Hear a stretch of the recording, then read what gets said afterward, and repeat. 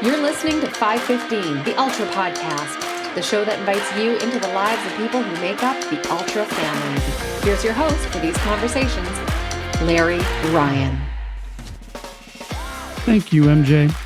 If you are listening to this, but you have not heard the Ultraman Arizona preview episode, then check your library for Season 4, Episode 4. I've released 2 episodes this week, and believe me, you don't want to miss the preview. My next guest was a high school cross-country champion and an avid soccer player up to the age of 22.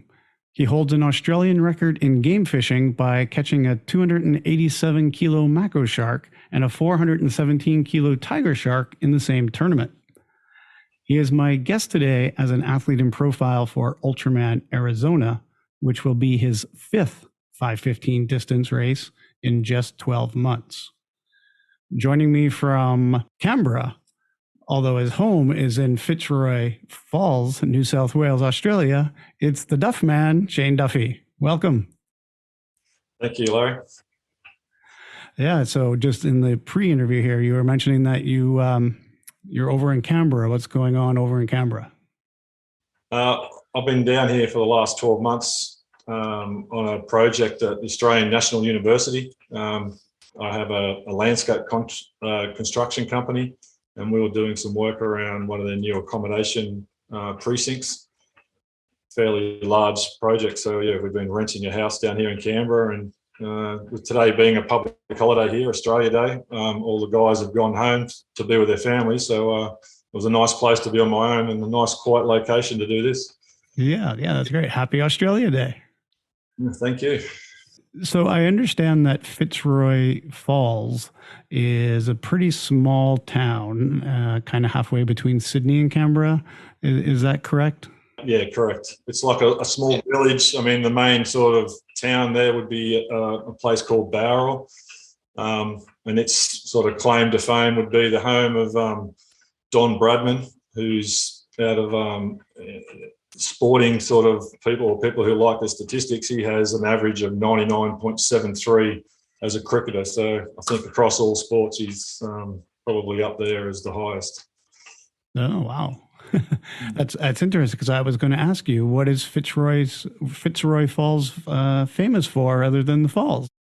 Fitzroy Falls is 25 kilometres south of Bowral. So anywhere that we go, it's quite rural. It's 20 kilometres to anywhere. So it's just a very small village, probably about 150 people, if that. Yeah. So is that a good place for you to train ultra then? You got lots of places to go from there? Our property, or our home, backs onto the national park there. So I could actually sort of go out my back gate onto fire trails, and I could end up down here in Canberra in probably 2 days, like riding my bike, my off-road bike. So yeah, there are plenty of trails, but it's fairly well traversed by four-wheel drivers and stuff. So it's not the nicest place to be out running. Yeah. Well, you're no stranger to doing some long treks around Australia, and I know that back before COVID came and ruined your plans, you had a big race planned to trek from the north to the south of Australia. People who have been following my socials probably know that I've been following Ohana member Nick Mallett and his bike packing tour that he's using to get ready for the Indian Pacific Wheel Race. But what is this one that you were going to take on, going from north to south, and kind of like how far is that for people that don't know your continent? Yeah, the race Terra Australis, it goes from the northernmost point of Australia at Cape York to the southernmost point of the mainland, to the Mornington Peninsula. The overall distance is 6,250 kilometres, and it traverses through from Queensland into New South Wales, through the ACT where I currently am, then into Victoria. So it goes through 4 states. It's been run probably about half a dozen times, and there's only been 2 people that completed it. It's quite a arduous journey. Well, yeah. I mean, at that distance, it's incredible. I looked up some comparable distances just to try and give some listeners the idea of what it might be like. And for Canada, it is longer than going from the top of Canada to the south of Canada. And Canada goes very far north with all the islands. And down in the US, you would have to go from the farthest point in Key West, Florida, all the way up into Washington State diagonally, and you still wouldn't be going as far as that race is. Yeah, I believe it's the longest sort of off-road or bike packing sort of route in the world. I mean, I stand to be corrected, but that's my understanding. Yeah. Yeah, that's incredible. Are you familiar with Nick? Yes, I am. Nick actually came to my aid when the opportunity for me to participate in Ultraman Canada came along, and I needed to find some crew, and I was having trouble. It was a last-minute thing to participate, and he threw out a shout-out to all of his contacts on Facebook, and that's how I was able to get a crew. Oh, yeah. And then you mentioned the Indian Pacific Wheel Race. I mean, that was a race that was on my agenda in 2019, and but at the time it was a race that you had to apply for, and when I applied, I was told that I didn't have enough experience to be able to participate. And then the year before that was the year that Mike Hall, anyone that knows sort of anything about ultra distance cycling would know Mike Hall's name. He was killed during the race. So the following year, the race was kind of held, but it wasn't run officially. So now anyone can pretty much enter the race. But to be able to do that now, it conflicts with other things that I've got on my agenda. So it's definitely something that I'm looking to do, whether it's 20 or won't be in 2023. 2024 is already taken up, so maybe 25. Oh, yeah. Well, you got to have things to look forward to. Yeah, I could seek some more advice from Nick after he's completed it. Exactly. Yeah. Well, let's talk about your busy schedule. So we're talking about doing Ultraman Arizona, but you're also coming over to do Ultraman Florida in a couple of weeks. And that's going to be your fourth and fifth 5:15 distance races in the calendar year. Tell us where did it start? I believe it started in Australia back in May. That was, I competed in Ultraman 2022 in Noosa. Upon completing that, a friend of mine who I'd crewed for in 2019 had sent me a message. He just had completed Arizona in March of 22, and then he was looking to qualify for Hawaii. So then after we had spoken, I was trying to work out how I was going to be able to attend Hawaii, as Noosa doesn't qualify me for that. The only way that was going to happen was to be able to go to Canada.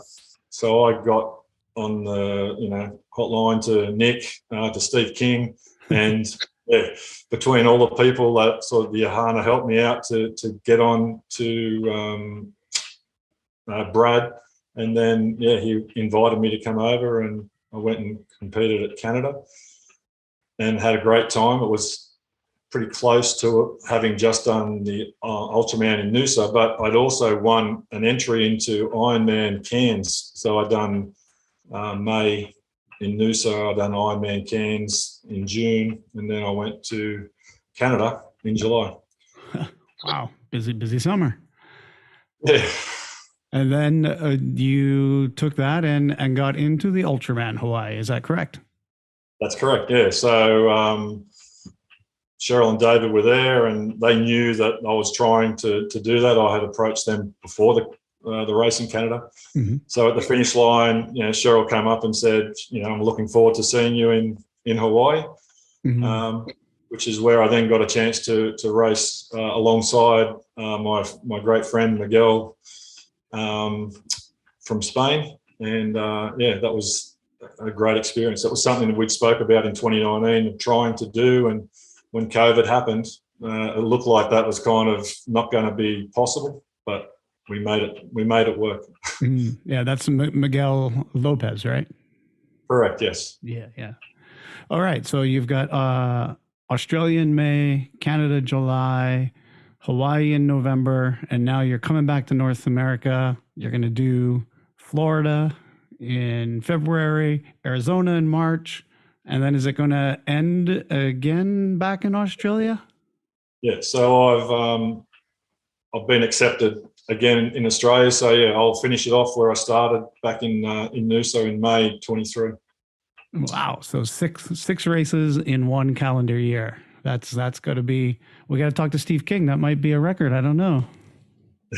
Yeah, I'm not sure. I mean, I've heard that potentially it is, but yeah, I don't know how that will be seen by some people. But anyway, I mean, it's my own personal challenge, and I think also in Australia this year, you've got Richard Thompson, who's looking to sort of go sub 20 hours. He was in Hawaii this year as well and was the winner there.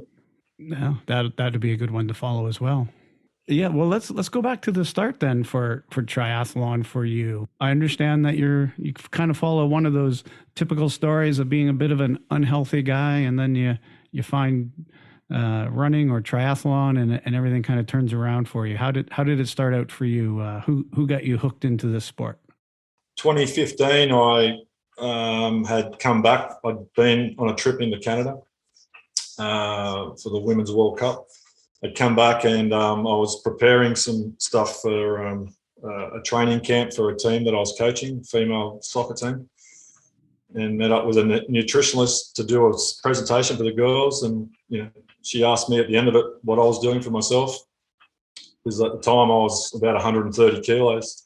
I was doing all the wrong things, drinking too much, eating the wrong foods, zero exercise. So yeah, I started, changed a lot of things. Got to a point in 2016 where a friend of mine was had met up, or I don't know what the right term is, hooked up with a lady on Tinder, and she was going to be participating in a triathlon, and he asked me to go along and be his wingman in case things didn't work out. I could help him kind of get out of the situation. And I didn't realize, I thought we were going to watch, but then about a week before the race, an entry or an email popped up with, he had signed me and him and myself up to participate in the race. And I'd never done something. So yeah, that was quite interesting. It was a very small race. I think it was like a 500-meter swim and a 20K ride and a 5K run. But I remember when we did start the swim, there was me and my friend, Matt, and there was two 65-year-old ladies that I met on the swim. And when I got back finally to the bikes, there was mine and Matt's bike and these two ladies. So it wasn't hard to find my bike. And I headed out thinking this was the worst decision I've ever made in my life. But then I caught the first person on the bike, and then I caught another person. And then next thing you know, I was like, okay, how many can I catch? So I changed the situation around a bit. And yeah, by the end of it, I was pretty much hooked. Yeah. Wow. So, and how did Matt do with his Tinder date? Well, it turned out that his date was racing not even on that day. I mean, we didn't know how the thing was structured or how it worked, but her race was the next day because she was doing a standard distance, I think is the term, distance race. Okay. We were doing a sprint race. And so I said, I'm not coming back down tomorrow. So he went on his own, and yeah, it never worked out. Poor Matt. But he kind of got me hooked into this, and I met up with a couple of guys, which was quite, interesting at the time when we were setting up the bike and their gear for transition. And I was putting my stuff next to the bike, and then a guy came up to me and said, "Oh, you put your stuff on that side. This is where my stuff goes, and otherwise, And so that guy, I ended up running into him about another 4 or 5 times during the next year on different races, and we sort of became fairly good friends. And I went on to do about, I think, 7 of those like smaller events traveling around the state. And I ended up winning some like overall age group thing because you got points for each race you did. Oh, yeah, point series. Yeah, so while I was doing that, one of the races was up on the far north coast in New South Wales. And there was a sprint race on the Saturday and then a standard distance race on the Sunday. And then after that race, I met up with the guys who had put the race on. Mm-hmm. They were staying on for a couple of days afterwards, and so I went out for a ride with them the next day, and we kept running into each other in this small village or town where the race had been held. And they spoke to me about an Ironman race that was being held at Port Macquarie. Mm-hmm. That they were calling in there, and I'd never even heard of Ironman, so I didn't know much about it. So I had spoken to, he said, if you want to go down and learn how it all works, go down and volunteer. So I went. Always the best advice. Yeah, so I went to volunteer in the transition to see how all that kind of worked. And then after I got the run through, I said to the guy, can you still like sign up for this race? And the guy's like, yeah, I think so. So I walked out of the transition and I went to the registrations tent, and I signed up to do the 70.3. So I ditched the volunteer. They lost the volunteer. They lost the volunteer, but they lost one and gained two because the two people that I'd met up with ended up volunteering. And a funny story, one of the guys who I had met up with, Tinder seems to follow me around a bit. He asked me if I could drop him off on my way from Maclean to Port Macquarie in a town called Coffs Harbour because he'd matched up with some girl in Coffs Harbour. I dropped him off for a Tinder date on the way through. So, yeah, that was funny. And so once I had signed up and I told these guys I had, they said, have you got like a wetsuit or what have you got any of this stuff? And I was like, not really. They said, you need to ring this guy.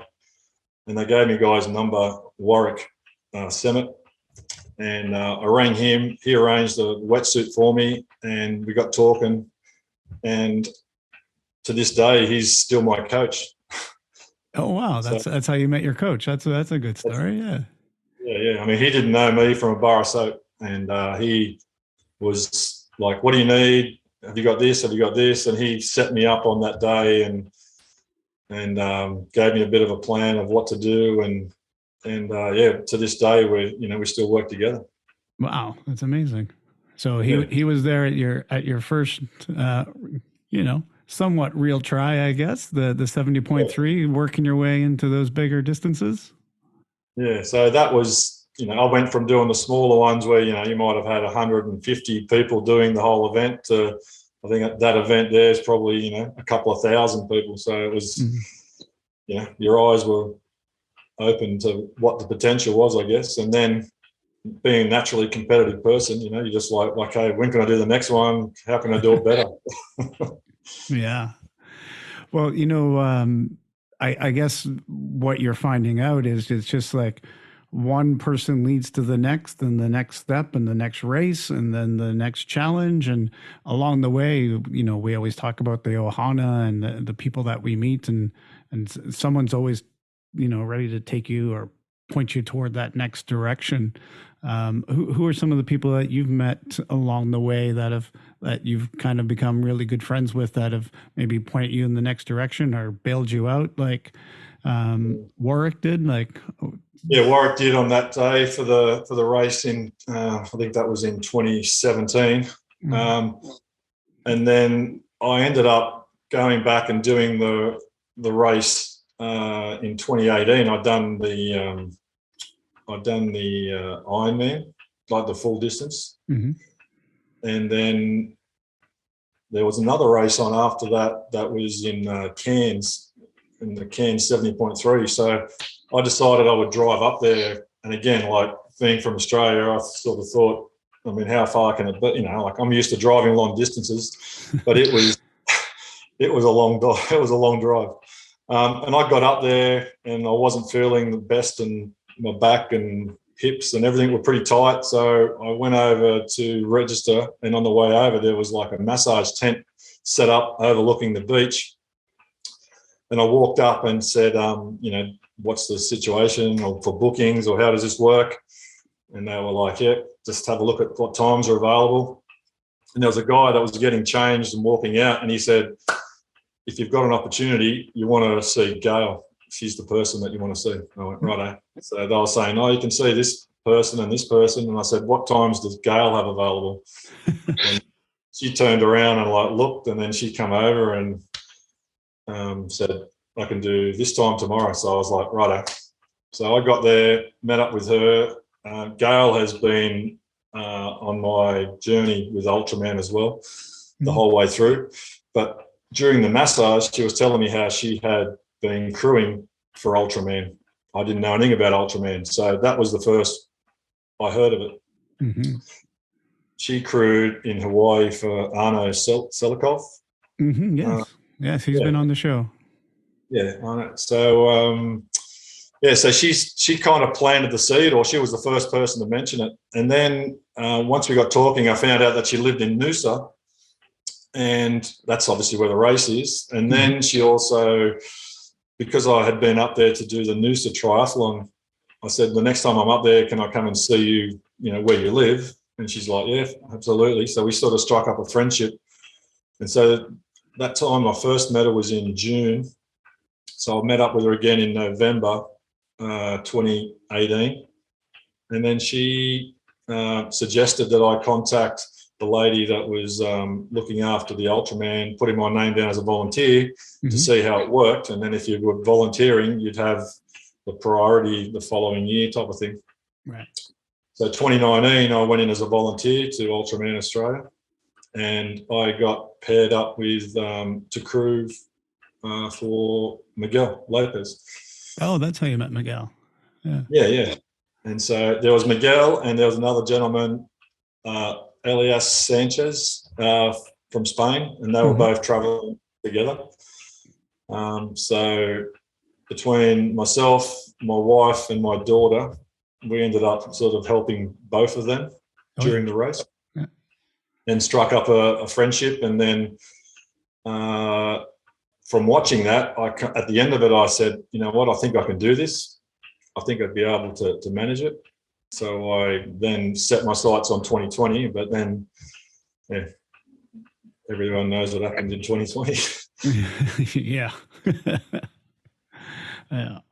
Well, that's great. I mean, and that's the way it happens. You just keep meeting more and more people as more and more races you go to, and that web of people that are going to help you out just keeps growing. It's great. Yeah. Let's jump into the transition round that I do with all the athletes in profile, where I could give you some quick questions. You give me the quick answers, just so we can pop a bunch of questions in at once, and then we'll talk a little bit more about your personal life on the other side. Okay. All right, great. So we are talking a little bit about your bikes already. How many bikes do you own? 5 or 6, I would say. Doesn't even know. No. Do you have a favorite? At the moment, my Cervelo P5. Yeah. I spend a lot of time on it, I guess, so I have to like it. Do you have anything that's on your bucket list that you still want to do? I'd still like to be able to do the Terra Australis. So I want to, cross the country from north to south. I'd like to do what Nick's about to do and go from west to east. And then the plan is to do the same across the US and then Europe. So that's the longer term plan. Yeah, that's a multi-year plan you got there. Yes. Who is the most competitive person in your house? That's probably out of myself and my oldest daughter, Brooke. Which athlete do you most admire? If I'm thinking of recent times, Armando and what he was trying to do with his 4 races. Armando Armelini. Correct, yes. So I had a chance to meet with him in Canada. I didn't know that the time he was looking to do 4. And I think we had a sort of chance meeting in the car park on day 2, and they were trying to pin his number on to his race kit, and his daughters and that were there, and I've seen them sort of fumbling around, and I went back to the car. I had a spare race belt and offered it to him, and they reluctantly took it. And at the end of the race, when he finished the run, for the run morning, he wanted to give it back, and I said, no, keep it. And then after the run, he tried to hand it back to me again, and I said, no, keep it as a memento. So when I then seen him in Hawaii, it was great to see that I guess he was doing the same as what I was sort of looking to try and do. I was really disappointed for him that he didn't quite make the cutoff, and I was waiting there at the finish line on day one for him and also for my friend Miguel, because Miguel only made it the cutoff by like 70 seconds or something. Oh, yeah. So I only made it by like 14 minutes, and I'm normally like within inside of 10 hours. So that was Hawaii definitely was a challenge. Yeah. Okay, so you mentioned that probably your eldest daughter might be the most competitive in your house. What is your household makeup of family unit? There's myself and my wife Alison, and we have two daughters, Brooke and Heather. And what do Brooke and Heather do? They're both teachers, so they've both gone into the teaching profession. I love that. Yeah, my wife has two sisters, and they're both teachers. So my wife is the odd one out. Oh yeah, what does she do? Well, she currently works within our company that we have. Prior to that, she was involved in the banking industry. Oh yeah. So what is it? You were saying that you're in Canberra working at did you say university? Sorry. Well, we were on a project here. We do a lot of commercial, large scale commercial infrastructure projects. Mm-hmm. So we'll come in and do the paving and concreting and planting and open sort of green spaces for these types of projects, for schools, hospitals, and stuff like that. Oh yeah, all the big stuff. That's good. How did you get involved in that line of work? Well, actually, it's a funny story. In high school, I don't know if it's the same over there in Canada, but in high school, when you're 15 here, you go and do work experience. Yeah, we do that. And you go to a sort of company and something that you think you're going to want to do. In September 1987, I went and done work experience with this company, and then I just never went back to school. I kind of went, I think I'm wasting my time at school. So what is that, year 9, year 10 for you guys? That was year 9. Yeah, I didn't start year 10. Wow. Yeah. So I sort of September done that, and then that was over. But then I kind of went, do you think I could get a job or something here, or an apprenticeship? Again, I'm not sure what they call it over there. Yeah. Like a traineeship or something. So I worked the remainder of the year, sort of casual or part-time or whatever, but it was pretty much every day. Mm-hmm. And then the following year, I was offered an apprenticeship. Fast forward to 2023, and I now own the company. Same company. Same company. I've only had one job. In 1996, the guy who owned it, Craig, him and his wife still do a lot of skiing, and they used to travel. She was a teacher as well, and they used to travel for her school holidays overseas and always go skiing. And one of their sort of ambitions was to buy a lodge somewhere, ski lodge.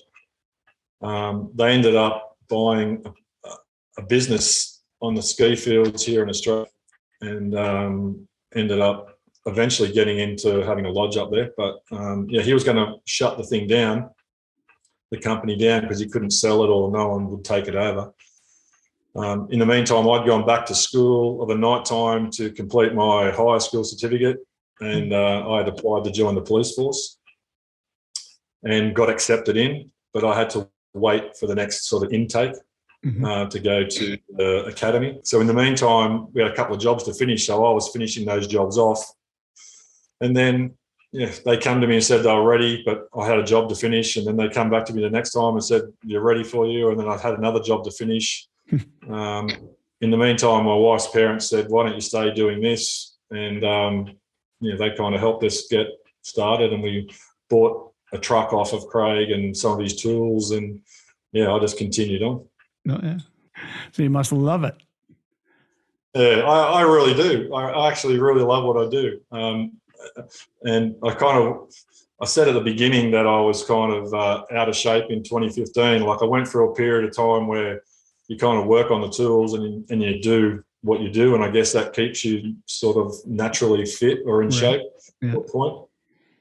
But then as the company was growing, my role changed, and I had to become more of an operations person and not be out on the tools. Right.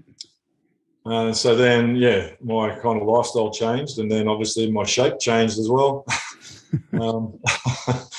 And so then fast forward, I just decided that when I was going to do something about my health, I mean, I didn't want to be trying to, I had to make a change. So I decided to go back out into the field, employ somebody to basically try and look after my business or run it day to day.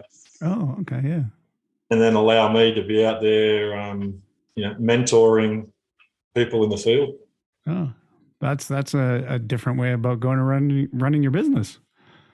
Yeah, so that's sort of where I am now. And then the reason why I also said, like, I'm away in Canberra is when we go away, like, I don't want to be asking employees to go and do something that I wouldn't do or couldn't do myself. So, it gives me an opportunity to sort of spend some time with them, sort of with work, outside of work. And it's been an interesting last 4 years of, we've traveled the state. So yeah, that's great. Yeah. Now, you were saying earlier that it was when you came back from Canada that you kind of started making these changes, and you were coaching soccer at the time. Can you tell us a little bit about your soccer coaching experience? Well, as I said just a bit earlier, I have two daughters. There was one stage at the time, I'm not real good with dates or years, but I had a friend of mine through business who had said to me, you're spending a lot of time on your business or in your business. You need to make sure you find ways of doing things with your family because your kids are going to grow up too quick. Mm-hmm. My oldest daughter, Brooke, that we just mentioned, who was quite competitive. She had started playing like local soccer with a local soccer team in the next village over from where we are. Mm-hmm. So I went along and watched that, and then How old is she at this age? Is this like the 5-6-year-old or the teens? No, she's probably around about 9 or 10. Okay. Yeah, probably 10, like 10 or 11, something like that. And so she started to play, and then one of the fathers was coaching, and then I then got kind of dragged into like playing for the same club. And then one of the guys who was coaching was part of that team, and then he asked me to help him with the junior team. Mm. So that's kind of where it started. And then they had some like local rep trials for the team to represent the region. Yeah. And then Brooke went along to those. She was like unsuccessful at the time, but went back the following year, and then she trialed and she was successful. So then we kind of moved out of, you couldn't play for both, you had to play for one or the other. Mm-hmm. So then that was involving us traveling probably 60 or 70 kilometres each way to go training, a couple of times a week. Yeah. So here in Canada, we call that a hockey parent. Okay, righto. Well, we did that for, I don't know, 10 or so years. And then along the way, the youngest daughter, she got involved as well. And they both sort of played at that rep level, and they made their way into state teams. And then along the way, I got sort of convinced to start coaching some of those teams. And then I started to have some success. And that regional team would be playing against, like Sydney-based and other regional-based teams. Mm-hmm. And so from there, I was asked to go and coach in the state level, in the state teams. We have like, for New South Wales, which is the state that I live in, mm-hmm. We have like a New South Wales team, but they also have like a New South Wales country. So they have a New South Wales metro side and then a New South Wales country side. Okay. So I had an opportunity to work and coach the New South Wales country squads and went to the national titles with them a few times. And then from that, you start speaking to people at the next level up, and I'm just the person that's like, well, where can you go to next and where can you go to next? So not unlike your triathlon career, you just hang out at these next events and talk to people and find out what's the next level. Exactly. So then I started to assist with like a national, like in a national league team called Sydney FC, the women's team there. And then I was with them for a while. And then the gentleman that I was working with, Alan Stajic, he became the national coach, women's national team coach. So he took the Matildas to Canada in 2015, which is why I was there then. Yeah. And I followed the team around. I was lucky enough to go to some of those games down at BC Place and see those games. Yeah, well, we flew into Winnipeg, which was my first taste of Canada. And so we were there, and then we went from Winnipeg to Edmonton. And then we went from Edmonton and we qualified for the next round. So we flew then to Moncton. Okay, yeah. And went to the other side of the country. And then we flew back to Edmonton, and we got knocked out by Japan in the quarterfinals. So, but then we ended up, my wife and I stayed on afterwards, and we travelled around for another week or so. And this is why our youngest daughter, Heather, was doing her like higher school certificate, like her last year of high school. And with the tournament, like there's no set date. You don't know when you're going to get knocked out. So we just kept extending our dates. So that was interesting. But yeah, we done at the time, I done like a wings and a beer tour of Canada. Yeah. And then trying to work in 2 time zones as well, because, trying to stay in contact with my office and stuff like that. So upon my return, I was probably not in the best shape. Right, yeah. So were you basically full-time coaching at that point then, and the business was being run by someone else, or you were trying to juggle both? You might as well say I was pretty much. I mean, I was still trying to manage stuff within my business. There was a couple of times there where, well, not a couple of times. There was one time in particular where I was traveling, 4 hours each way for training sessions. And one night on the way back to work in a country town called Orange, I fell asleep on the highway in the middle of the road, and a semi-trailer like on the horn woke me up, and I was like, something's got to change here. This is I can't keep burning the candles at both ends. Yeah. Holy. Very close call. Yeah. But I can sleep anywhere.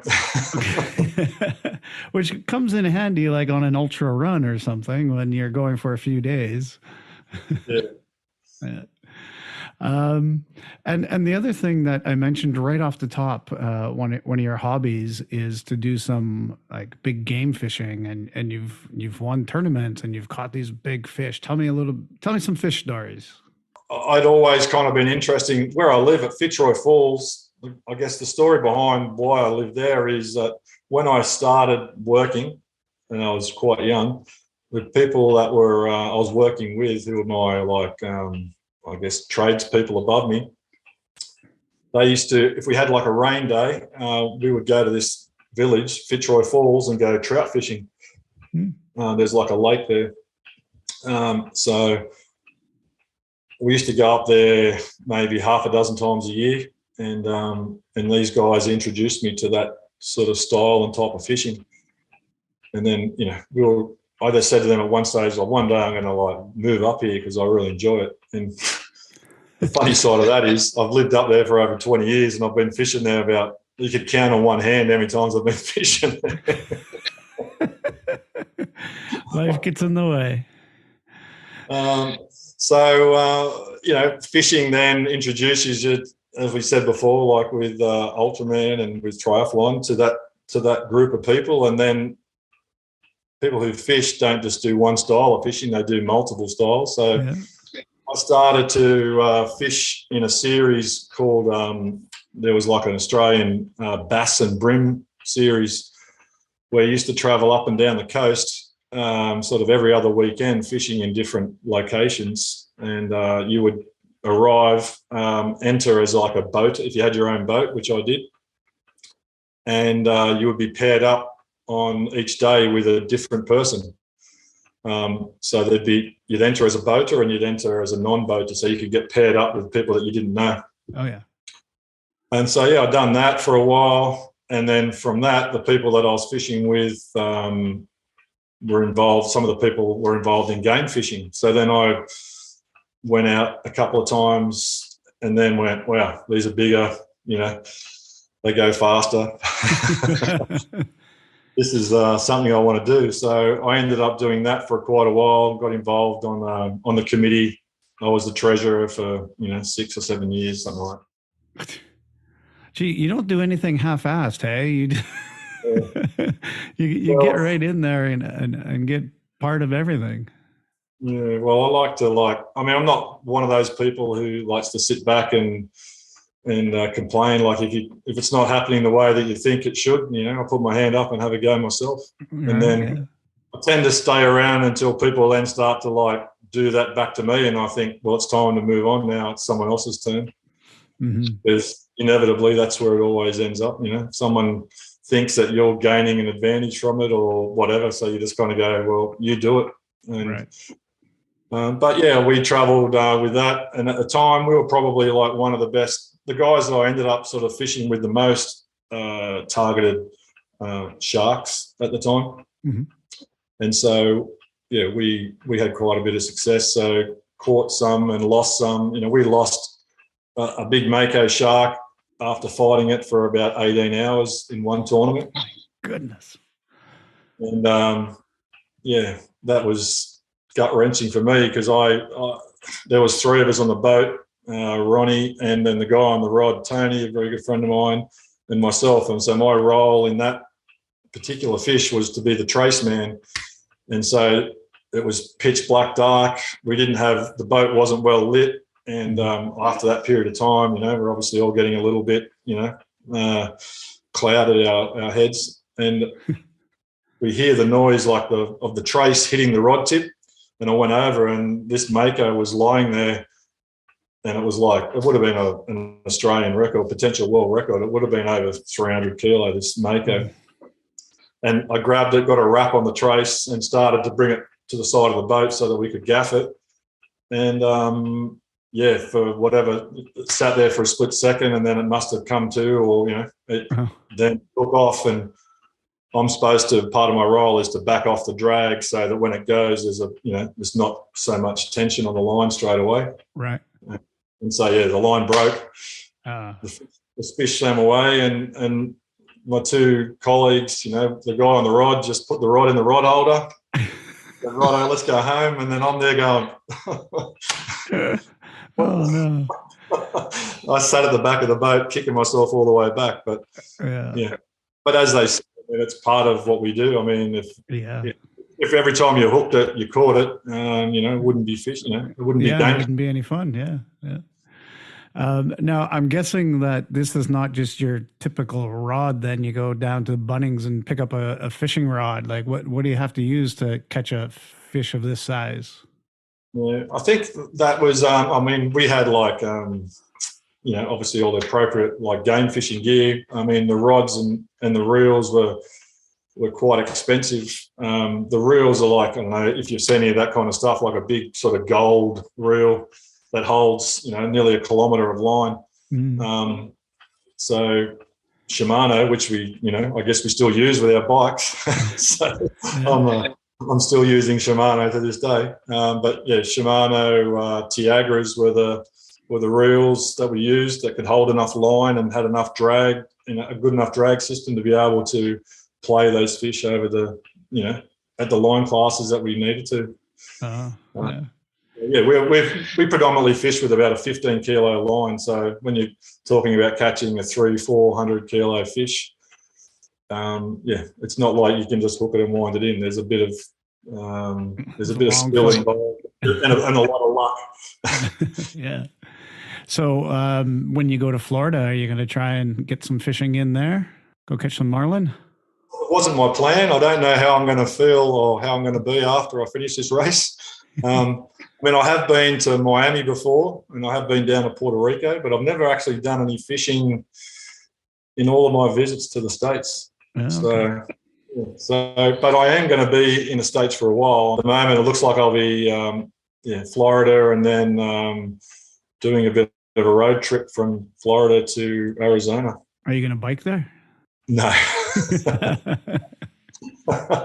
I'm going to be. I've got a couple of work-related things. I'm in the process of setting up another business at the moment. So I'm kind of challenging myself to see if I can replicate what I currently have or do it again.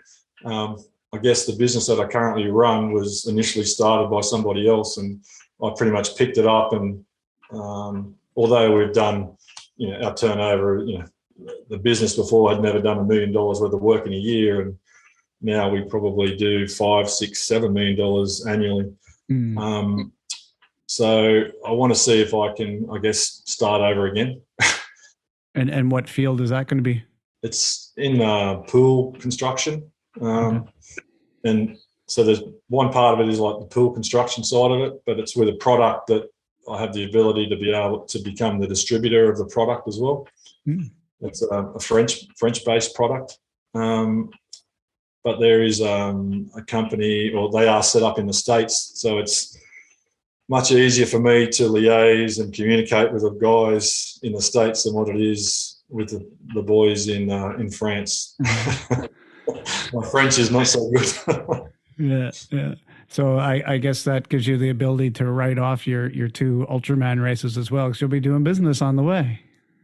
Oh, well, I guess so. I mean, I keep sort of saying those things to my wife, but she goes, well, you've still got to put the money in at the start. So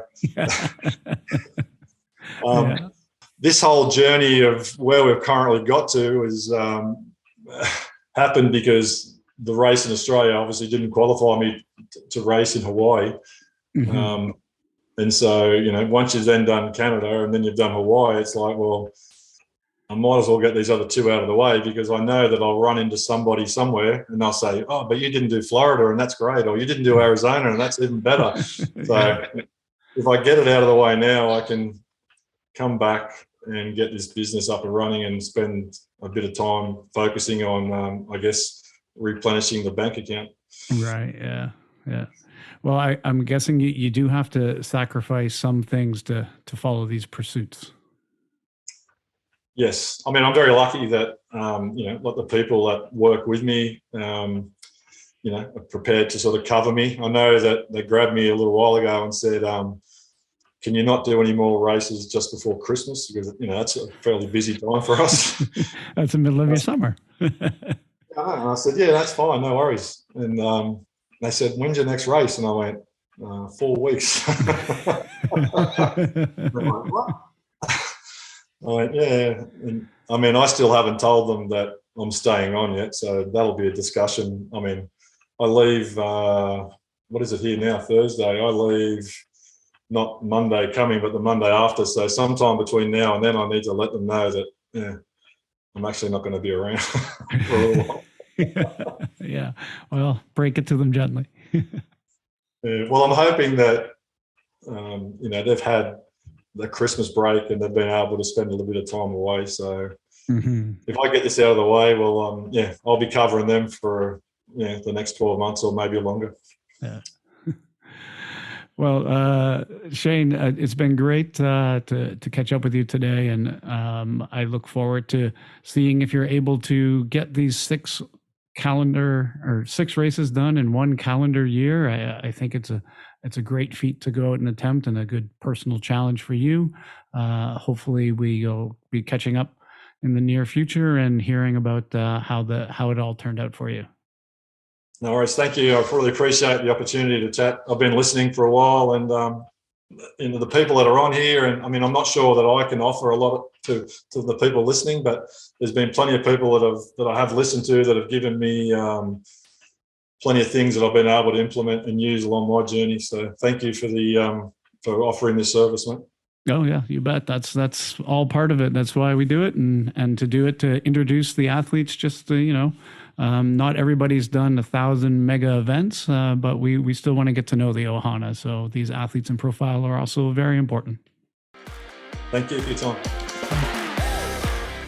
Thanks for listening to my conversation with Shane Duffy. And as you probably know by now, During this conversation, we had a discussion about me joining his crew because he didn't have any crew members for that race. So I'm heading down to Arizona to be a part of this crew, and I'm very excited about that. Perhaps I will have the time to do some special updates from the race on a daily basis down there if I'm not too tired and if I don't have too much work to do for Shane. So stay tuned, and hopefully we'll have some daily updates for you from Ultraman Arizona. Hey, if you liked what you heard today, please tell a friend and be sure to subscribe wherever you get your podcasts. We'd appreciate it if you'd rate and review the show while you're there. Drop the names of the people you think we should interview, and we'll get in touch with them and make that happen. Thank you for listening to 515, the Ultra Podcast, a production of 55 Enterprises.